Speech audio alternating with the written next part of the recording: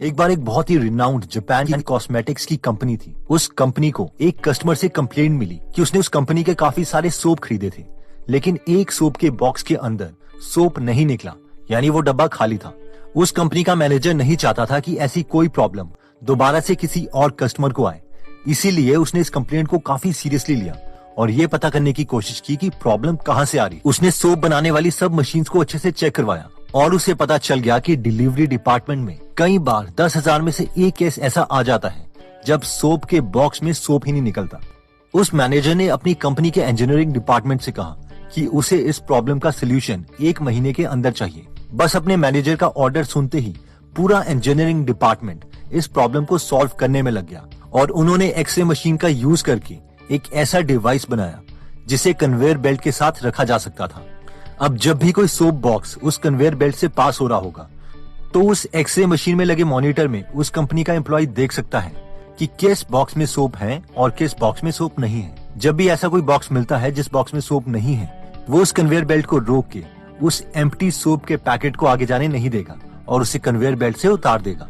Obviously 2 महीने में एक ऐसा डिवाइस बनाना खुद में एक बहुत बड़ी अचीवमेंट थी, लेकिन इसमें बहुत पैसे खर्च हुए और साथ में एक एम्प्लॉय को हमेशा कन्वेयर बेल्ट के सामने एक्सरे मशीन को देखते रहना पड़ा। एक्सरे मशीन को देखना भी था और जब भी उस कन्वेयर बेल्ट को रोका जाएगा तो उस कंपनी की सोप प्रोडक्शन भी कम हो जाएगी। ऐसा कहते हैं कि कुछ महीनों के बाद उस कंपनी को पता चला कि सेम प्रॉब्लम एक सिमिलर छोटी कंपनी को भी आ रही थी और दूसरी कंपनी ने इसके लिए कोई एक्सरे मशीन यूज नहीं की, बल्कि बहुत ही सिंपल सोल्यूशन यूज किया जिसमें किसी एक्स्ट्रा एम्प्लॉय की जरूरत भी नहीं थी। सोल्यूशन ये था कि उस कन्वेयर बेल्ट के सामने एक तेज स्पीड का फैन लगाया जाएगा जिसकी स्पीड इतनी होगी कि खाली बॉक्स को वो कन्वेयर बेल्ट से हटा देगी, लेकिन इतनी ज्यादा भी नहीं होगी कि भरे हुए पैकेट को कन्वेयर बेल्ट से हटा दे। और ऑब्वियसली ये एक एग्जांपल है जो डिफरेंशिएट करता है हार्ड वर्क को स्मार्ट वर्क से। तो ऑब्वियसली अब सवाल ये आता है कि हम कैसे ट्रैक करें कि हम सिर्फ हार्ड वर्क कर रहे हैं या फिर हार्ड वर्क को स्मार्ट तरीके से कर रहे हैं। तो हम स्मार्ट वर्क कर रहे हैं कि नहीं, इसके लिए 3 इंपॉर्टेंट चेक्स हैं, जिसमें सबसे पहला चेक कहता है spend time in acquiring rare but valuable skills, यानी ऐसी स्किल्स एक्वायर करो जो सबके पास ना हो but at the same time वो वैल्यूएबल भी हो। हम में से मैक्सिमम लोग ये गलती करते हैं कि हम किसी ऐसी स्किल में बहुत टाइम इन्वेस्ट कर देते हैं जिसकी मार्केट में उतनी वैल्यू है नहीं। फॉर एग्जाम्पल, अगर हम ये किचन स्किल लेते हैं तो ऑब्वियसली ये एक रेयर स्किल तो है जो सबके पास नहीं है, but at the same time अगर हम कुकिंग के प्रोफेशन में नहीं है और हमने कॉन्शियसली स्किल को सीखने के लिए टाइम निकाला है तो ये हमारे लिए ना किसी और के लिए वैल्यू क्रिएट करता है और इससे हम स्मार्ट वर्क की कैटेगरी में इंक्लूड नहीं कर सकते।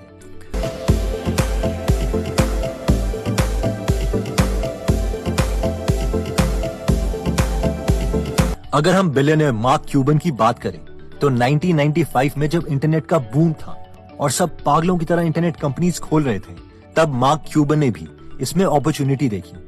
उन्हें पता चल गया था कि प्रोग्रामिंग और टेक्नोलॉजी इतनी जल्दी चेंज हो रही थी कि अगर किसी ने पहले से प्रोग्रामिंग भी सीखी थी तो उसे ज्यादा एडवांटेज नहीं था और कोई भी इन स्किल्स को जल्दी से एक्वायर कर सकता था, जो कि रेयर के साथ साथ वैल्यूएबल भी थी।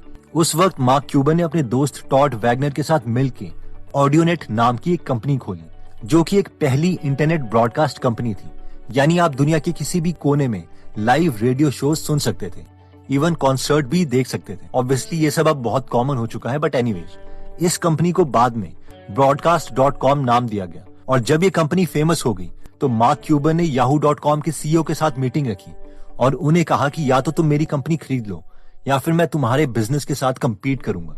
और फाइनली याहू ने broadcast.com को $5.7 बिलियन में खरीद लिया। ये $5.7 बिलियन कैश नहीं था, जबकि याहू के स्टॉक्स दिए गए थे। मार्क क्यूबन को पता था कि internet.com का बबल बर्स्ट होने वाला है, जिसकी वजह से याहू के स्टॉक प्राइस की वैल्यू भी कम हो जाएगी। इसलिए उनके पास याहू के जितने भी शेयर्स थे उन शेयर्स को उन्होंने बेचना स्टार्ट कर दिया और फाइनली उससे 24,000 स्क्वायर फीट का मैंशन भी खरीदा और $41 मिलियन का जेट भी। In short he played a smart move और अपने शेयर्स बेच के निकल गए। नेक्स्ट पॉइंट कहता है कि focus on output and not on activity. हम में से ज्यादातर लोग जब काम करते हैं तो वो किसी यूजलेस एक्टिविटी को भी काम ही कंसिडर करते हैं, जबकि जो स्मार्ट लोग होते हैं वो आसानी से डिफरेंशिएट कर सकते हैं कि एक सिंपल एक्टिविटी और एक आउटपुट में क्या डिफरेंस है। एक बार एक बहुत बड़ा शिप का इंजन बंद हो गया था। उसे ठीक करने के लिए शिप के ओनर्स ने बहुत से एक्सपर्ट्स को बुलाया। उन्होंने बहुत चार्जेस भी लिए, बहुत टाइम स्पेंड भी किया, लेकिन इसके बावजूद उन्हें प्रॉब्लम का कुछ पता ही नहीं चल रहा था। फिर किसी ने उस शिप के ओनर्स को बताया कि यहाँ पर एक बूढ़ा आदमी है जो बचपन से शिप्स को रिपेयर कर रहा है, वो इस शिप को रिपेयर कर सकता है। ये सुनकर उस बूढ़े आदमी को वहाँ पर शिप ठीक करने के लिए बुलाया गया। उस बूढ़े आदमी ने उस शिप के इंजन की 15 से 20 मिनट तक जांच पड़ताल की और उसके बाद वो अपना बैग लेके आया और उससे एक हैमर निकाला और इंजन के एक पर्टिकुलर पार्ट में उसे 5 से बार टैप किया और फिर ओनर्स को इंजन स्टार्ट करने के लिए कहा, और जैसा कि एक्सपेक्टेड था वो इंजन चल पड़ा। जब उस बूढ़े आदमी से उसके चार्जेस पूछे गए तो उसने कहा मुझे 1 लाख रुपए चाहिए। इस पर उस शिप के ओनर्स हैरान हो गए। उन्होंने कहा कि इस इंजन को टैप करने के लिए 1 लाख रुपए, तुम्हारा दिमाग तो नहीं खराब हो गया? इस पर उस बूढ़े आदमी ने कहा कि इंजन को टैप करने के तो 200 रुपए ही हैं, लेकिन 99,800 रुपीज ये पता करने के हैं कि टैप करना कहाँ पे है। तुम लोग एक्टिविटी को आउटपुट से कंपेयर कर रहे हो।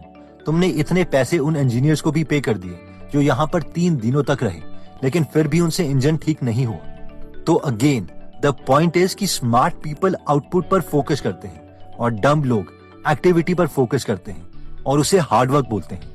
नेक्स्ट पॉइंट कहता है कि smart people hang out with best possible people. अगर आप उन लोगों के साथ रहते हैं जो ऑलरेडी वो अचीव कर चुके हैं जिसे आप अचीव करना चाहते हैं, तो ऑब्वियसली बहुत चांसेस हैं कि आपको सक्सेस जल्दी मिल जाएगी। इलॉन मस्क बोलते हैं कि जब वो साउथ अफ्रीका में थे तब भी वो जानते थे कि उनके सक्सेसफुल होने के चांसेस बहुत होंगे अगर वो यूएस में रहते हैं as compare to South Africa, और इसीलिए वो साउथ अफ्रीका से यूएस भी चले गए थे। और आपको क्या लगता है कि जब वॉरेन बफेट को पता चला था कि बेंजामिन ग्राहम कोलंबिया यूनिवर्सिटी में पढ़ाते हैं, तो उन्होंने भी कोलंबिया यूनिवर्सिटी में एडमिशन क्यों ले ली थी? ऑब्वियसली इसीलिए क्योंकि वो जानते थे कि ऑलरेडी सक्सेसफुल लोग आपको भी सक्सेसफुल बना सकते हैं। जस्ट इमेजिन कीजिए आपके सक्सेसफुल होने के चांसेस कब ज्यादा होंगे, जब आप ड्रग एडिक्ट्स के साथ रहेंगे या फिर आईआईटी या एमआईटी के टॉपर्स के साथ रहेंगे, जब आप किसी लोकल बिजनेसमैन के साथ रहेंगे या फिर बैंगलोर में किसी बड़े बिजनेसेस के साथ। आपको ज्यादा नॉलेज कहाँ से मिल सकती है? आपके किसी रिश्तेदार से या फिर उन फील्ड्स के एक्सपर्ट से। आई होप ऑब्वियसली आपको इनके आंसर्स पता है, लेकिन बहुत कम लोग हैं जो कॉन्शियसली अपना एनवायरनमेंट चेंज करने की कोशिश करते हैं। अब ऐसा भी नहीं है कि एक गांव से बड़ा बिजनेस नहीं खोला जा सकता या फिर नॉर्मल फ्रेंड्स के साथ रहकर भी हम अच्छे एग्जाम क्लियर नहीं कर सकते। ऑब्वियसली ऐसा हो सकता है, बट ये एक्सेप्शंस हैं। लेकिन अगर आप सैंपल साइज बढ़ा दो और 1000-2000 लोगों की बात करो, तो ऑब्वियसली ज्यादा सक्सेस स्टोरीज आपको कहां पर सुनने को मिलेगी? जहां पर एनवायरनमेंट अच्छा होगा। I remember thinking and saying that Americas where great things are possible more than any other country in the world. तो दोस्तों इस वीडियो में हमने स्मार्ट वर्क के बारे में कॉन्सेप्ट्स देखे, जिसमें सबसे पहले हमने जापानीज केस स्टडी देखी थी कि एक कंपनी ने सोप के एम्प्टी बॉक्स को ट्रैक करने के लिए एक्सरे मशीन्स के साथ मॉनिटर कनेक्ट किया, जबकि दूसरी कंपनी ने उसी प्रॉब्लम को एक पंखे को यूज करके सॉल्व कर दिया। इसके बाद हमने 3 मेथड्स देखे थे जिससे हम स्मार्ट वर्क कर सकते हैं, जिसमें सबसे पहले हमने देखा था कि acquire rare and valuable skill. अब मैं इसे मानता हूं कि हमारे देश में बहुत से लोग मेहनती हैं, लेकिन मैक्सिमम लोगों के साथ इश्यू यही है कि हम अपनी मैक्सिमम मेहनत गलत डायरेक्शन में लगा रहे हैं। हमें वो स्किल्स अचीव करनी है जो रेयर हो, लेकिन जिनकी मार्केट में वैल्यू भी हो। आंखें बंद करके यूजलेस मेहनत करके भी कोई फायदा नहीं है।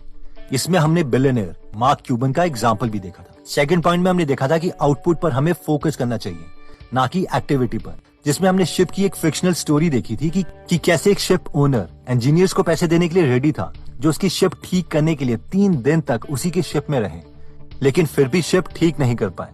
बट एक बूढ़े आदमी ने 15 मिनट में वो शिप ठीक कर दी, तो उसे पैसे देना उन्हें लॉजिकल नहीं लगा। The only reason for this is कि वो शिप ओनर एक्टिविटी को आउटपुट से कंफ्यूज कर रहा था। आई होप हम खुद के साथ ऐसा नहीं होने देंगे। हमें फोकस करना है कि जब भी हम काम कर रहे हैं तो उससे आउटपुट भी निकले। फाइनली थर्ड पॉइंट में हमने देखा था कि हमारे जीतने के चांसेस तब ज्यादा है जब हम खुद को उस एनवायरनमेंट में उन लोगों के साथ रखते हैं जो ऑलरेडी सक्सेसफुल हो चुके हैं। और ऑब्वियसली हम ये भी जानते हैं कि शुरू में कोई भी सक्सेसफुल इंसान हमारे साथ टाइम स्पेंड नहीं करना चाहेगा। और एक मिडिल क्लास आदमी के लिए सबसे सस्ता सक्सेसफुल लोगों के थॉट्स जानने का यही तरीका है कि हम उनकी बुक्स पढ़ें और नई चीजें लर्न करें।